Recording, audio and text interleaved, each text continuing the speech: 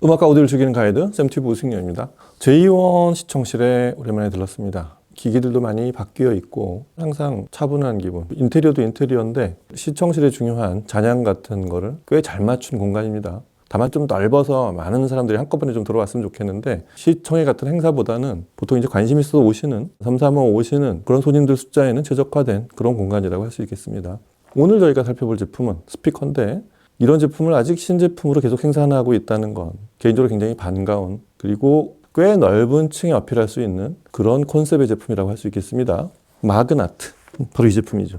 사이즈가 갖는 포스라고 그럴까요? 통칭 레트로 미학 이렇게 표현하는데, 이런 스피커를 좋아하는 그런 묘한 끌림은, 그런 포인트는 어디에 있냐면 기본적으로 이런 빅박스 사운드나 소재에 집중해서 최적화시킨 그런 모습이 아니고, 저희가 이 가정용 음악 감상 스피커가 개발된 이래 최소한 100여 년 이상 지속해온 그 디자인 있죠. 큰 박스형 디자인에 대한 어떤 향수 같은, 그게 첫 번째고, 그 다음에 그런 박스형 스피커의 전면 배플에 있는 유닛이 배열된 레이아웃도 전형성이라는 게 있어요. 그래서 거기서 가장 큰 비중을 차지하는 건 역시 대구경 우퍼입니다. 오늘 볼 제품도 15인치 우퍼가 배치된, 15인치 우퍼를 중심으로 배열이 된 그런 시스템입니다. 미리 말씀드리자면 이 마그낫 트랜스펄스 1500이라는 제품은 컨셉 자체가 겉모습이나 소재는 꽤 클래식한 전통의 소재와 전통의 디자인을 따르고 있지만, 제품의 사운드를 구현하기 위한 치밀하고 분석적인 설계와 방식이 들어가 있다는 거, 그런 스피커라는 걸 미리 알려드리고 이 제품을 살펴보도록 하겠습니다. 이 마그낫은 독일 회사입니다. 회사가 꽤 오래됐어요. 이 73년에 설립한 이 브랜드가 저희 나라에서도 가끔 보이긴 하지만, 유럽이나 특히 저 오디오 페어 같은 데 가보면 어떻게든 한 번씩은 눈에 띄는 그런 브랜드입니다. 오래된 회사이기도 하지만 이 라인업들이 은근히 많아서 꽤 다양한, 그러니까 대형, 소형, 스탠드 거치형, 플로어형, 하이파이형, 홈시어터형 제품 라인업이 그렇게 구성이 되어 있고요. 음악 감상용 2채널 하이파이 라인업만 해도 시그너처 모니터, 그리고 오늘 볼 트랜스펄스, 이렇게 3개 라인업이 있고, 홈시어터용, 라이프스타일용 제품이 한 20여 종이 됩니다. 하이엔드로 이렇게 간다기보다 미들 클래스와 실용기들을 중심으로 촘촘한 구간에 걸쳐서 용도별로, 등급별로 제품 포트폴리오를 잘 구성하고 있습니다. 어느 회사나 회사가 한 50년쯤 됐으면 클래식 라인업이라고 해서 초기부터의 디자인을 그대로 유지한 그런 제품 하나, 상징적으로 우리 회사는 이런 제품을 얼굴로 한다, 그런 대표 모델들이 하나씩 있는데, 마그낫에서는 이 트랜스펄스 1500이 그런 역할을 하는 제품이라고 보시면 될 것 같습니다. 이 제품은 말씀드린 대로 정교한 측정 방식, 고유의 측정 방식이 있습니다. 좀 이따 음악 듣고서 좀 더 구체적으로 말씀드리겠지만, 그 여러 회사의 측정 방식 중에 마그낫의 경우는 클리펠 메저먼트라는, 이 클리펠 박사가 창안한 그 방식을 따르고 있어서 제품의 소재와 외모는 상당히 평범해 보이는 클래식한 모습을 하고 있지만, 이면에서 그걸 움직여서 소리를 내는 방식은 최첨단 방식을 채택하고 있다는, 좀 더 정확히 말하면 50년째 진화해온 이 회사 고유의 방식에 따라서 최적화시킨 그런 사운드를 구사하도록 설계된 그런 제품입니다. 기본적으로 트랜스펄스 1500은 3웨이 구조의 스피커고, 트위터는 트윈으로 되어 있는, 보시다시피 4개의 드라이버 유닛으로 구성된 3웨이 스피커인데, 역시 제품의 포인트는 15인치 베이스. 흔치 않은 15인치 베이스 소리를 먼저 완성시키는데 많은 부분이 투입이 되어 있죠. 미드레인지나 트위터보다 좀 더 큰 자석을 쓴 마그넷 시스템의 능력을 최적화시켜서 단순히 15인치 우퍼의 양감이나 파워풀한 느낌, 이거보다는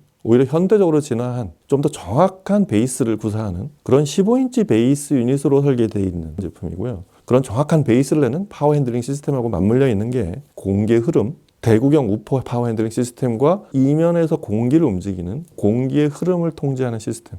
그래서 먼저 살짝 알려드리자면, 기본적으로 베이스 리플렉스 방식인 이 트랜스펄스 1500의 아래쪽에는 2개의 리플렉싱 포트가 있는데, 이 15인치 우퍼가 원래 동작하는 그런 스피커들의 포트는 앞에 포트 자체가 크기도 하고, 조금 심하게 말하면 바로 앞에 앉아 있으면 시원한 느낌이 들 정도로 공기가 펑펑 쏟아집니다. 근데 이 트랜스펄스 1500의 2개의 포트는 사이즈 자체를 작게 책정하기도 했고, 그렇게 공기가 많이 나오질 않아요. 빠른 비트가 있는 곡들을 몇 개를 들어보면서 앞에 이렇게 손을 대봤는데 공기를 이렇게 많이 뿜어내지 않습니다. 짐작컨대 안쪽에 에어플로우 방식이 미로형, 바로 포트로 뿜어내는, 경로를 아주 단순화시킨 구조 쪽이 아니고 약간은 경로의 길이가 길게 만들었거나 아니면 포트 한쪽을 길게 만들고 좁아지는 구조에 그런 특별한 설계가 들어가 있는, 이 회사가 채택한 클리펠 메저먼트 방식으로 본인들이 생각하는 베이스의 정확한 공기양을 측정해서 그만큼을 리플렉싱 포트로 보내게 만든 그런 구조를 하고 있다는 얘기죠.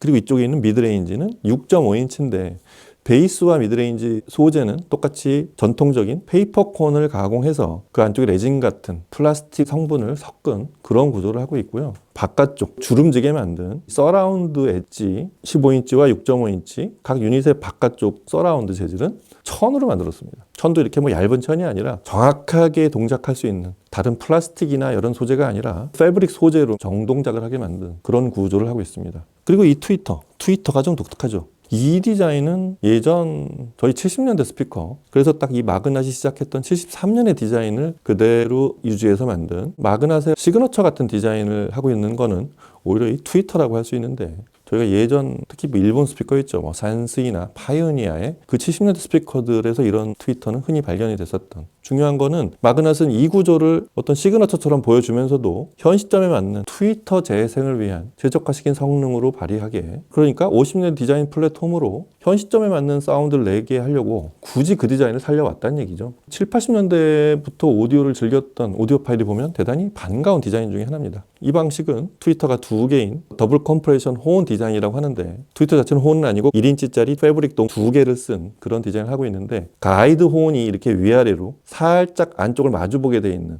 그런 구조로 돼 있어서 이렇게 만든 이유는 트위터 에너지를 강화시키기 위해서, 정확히는 15인치 베이스, 그 다음에 6.5인치 미드레인지와 전체 대역 밸런스가 무너지지 않게 하려는 그런 음량을 맞춘 트위터로 만들기 위해서 그렇게 제작이 되어 있는데, 제가 보기에는 이 트랜스펄스 1500의 디자인을 어떻게든 이렇게 만들고 싶어서 그렇게 한 의지가 많이 섞여 있습니다. 하여튼 반가운 모습이고요. 그렇게 만든 이 트랜스펄스 1500은 이따 음악을 들어보면 바로 확인할 수 있는데 대역이 굉장히 넓어요. 감쇄가 되는 대역까지 포함한 반응하는 주파수 대역 전체가 16Hz부터 시작해서 높은 데는 35kHz까지 올라갑니다. 실제로 감쇄가 그렇게 급격하게 되지 않아서 이 대역이 꽤 반듯하게 나온다는 게, 그게 이런 박스형 스피커를 감안했을 때 상당히 음악적 품질이 뛰어납니다. 이게 이렇게 생긴 빈티지틱한 다른 스피커들하고 사운드 자체를 확 다르게 하는, 이게 좀 신기하죠. 그런 부분입니다. 그리고 미드레인지와 트위터 사이의 대역이 크로스오버가 4.8kHz예요. 그러니까 일반적으로는 한 3kHz에서 끊는 그 대역을 4.8kHz까지 위로 끌어올린 거는 이 6.5인치 구경의 미드레인지가 저희가 듣는 트위터의 3에서 4.8kHz까지 소리를 들려주고 있다는 얘기고, 이 트위터는 사실상 절반은 슈퍼 트위터 역할을 하고 있다고 보시면 됩니다. 그래서 이런 디자인에서 들을 수 없는 꽤 탁 트인, 그러니까 해상도랑 이런 거랑 좀 다른 개념으로 굉장히 전망이 좋고 투명한 느낌이 나는 그런 고역을 들려주는 스피커라는 것도 음악회 듣기 전에 미리 알려드리고요.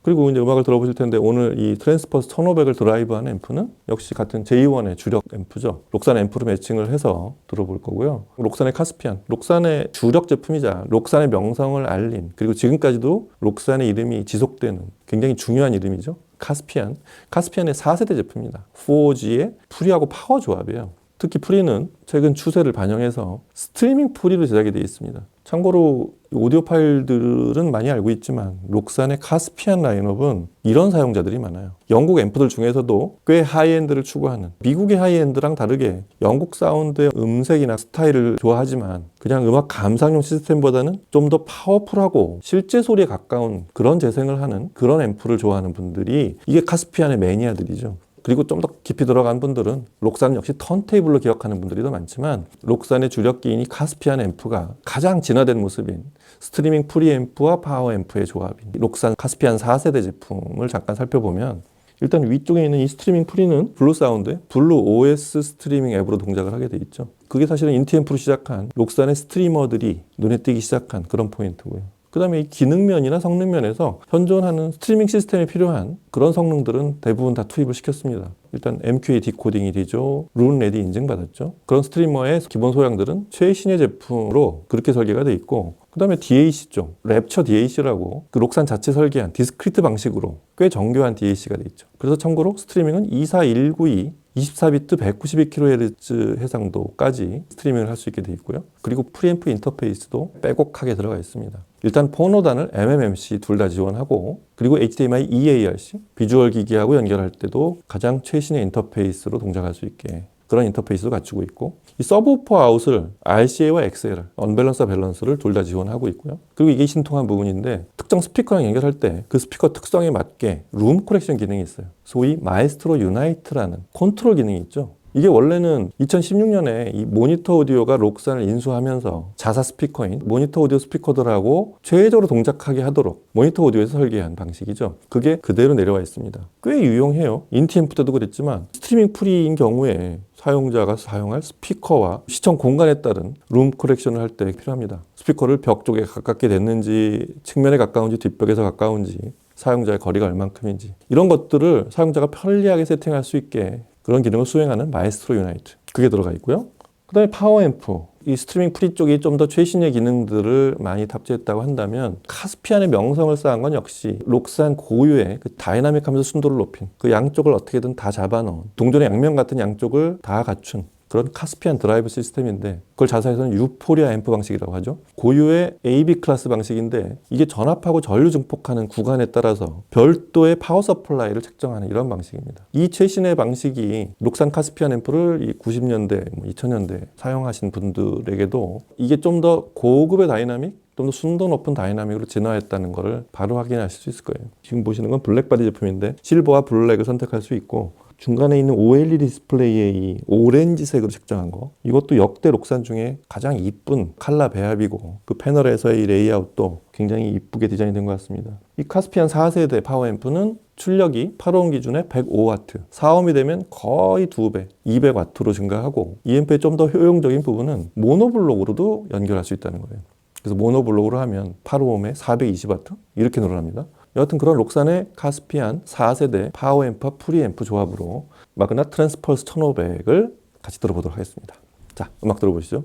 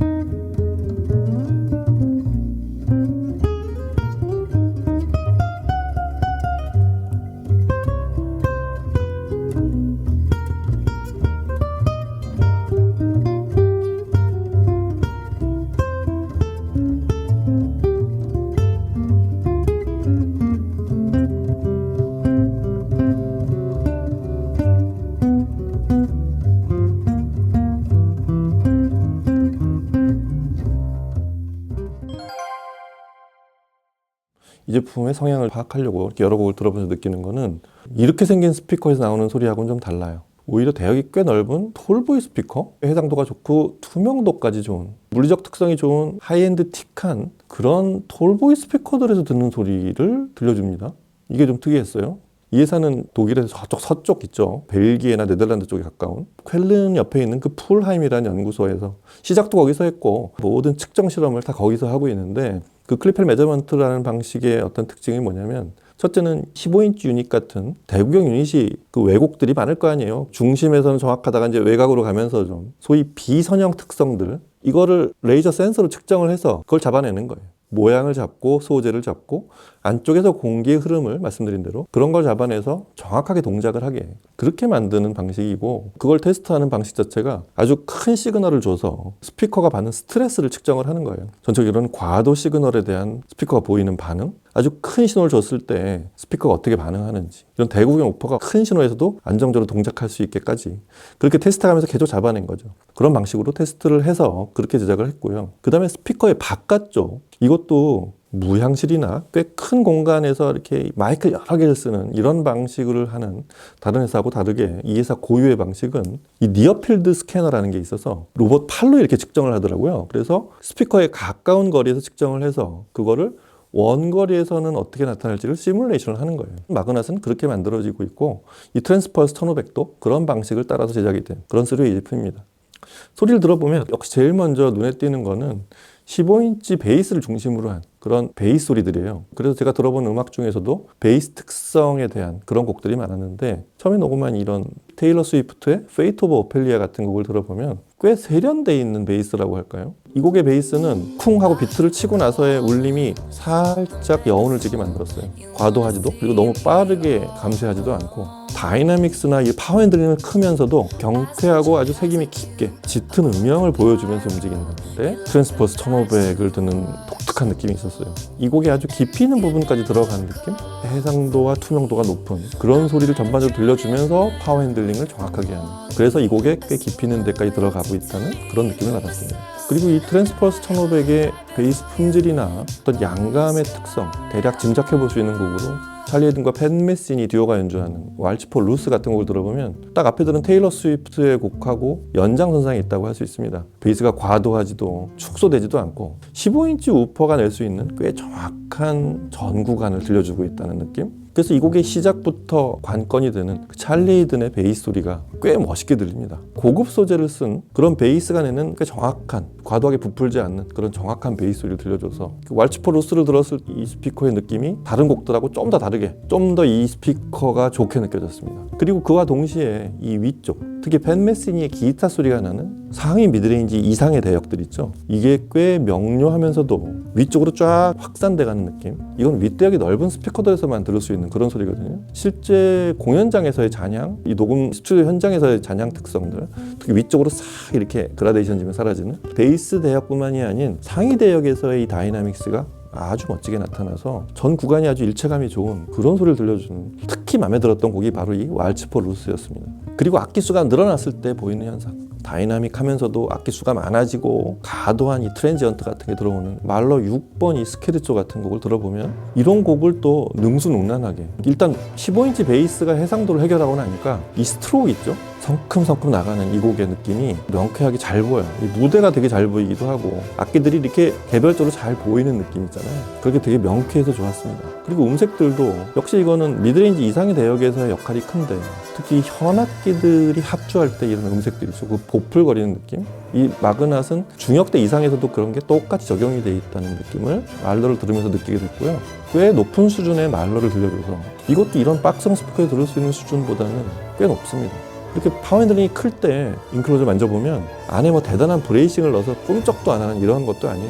이 인클로저는 울릴 만큼 울리고 있어요. 근데 앞쪽 포트에 이렇게 손을 대보면 공기가 그렇게 많이 나오질 않고, 안쪽에서 공기 흐름을 실제 음악의 파워 핸들링만큼을 내고 그렇게 과도하게 울리지 않게 그렇게 통제를 잘하고 있는 그런 느낌을 받게 됩니다. 락 음악도 대단히 좋았고요. 우리가 아는 이렇게 생긴 아주 풍성한 그런 소리를 내주는 그런 걸 기대한다면 그런 건 예전 스피커를 찾아보시는 게 맞고요. 15인치 900mm 우퍼를 대단히 정확하게 내는 그런 스피커 하나를 듣고 싶다 그러시면, 그리고 이런 레트로 스타일의 디자인을 좋아하신다면 머릿속에 그리고 있는 그런 사운드에 꽤 가깝게 접근할 그런 스피커라고 생각이 됩니다.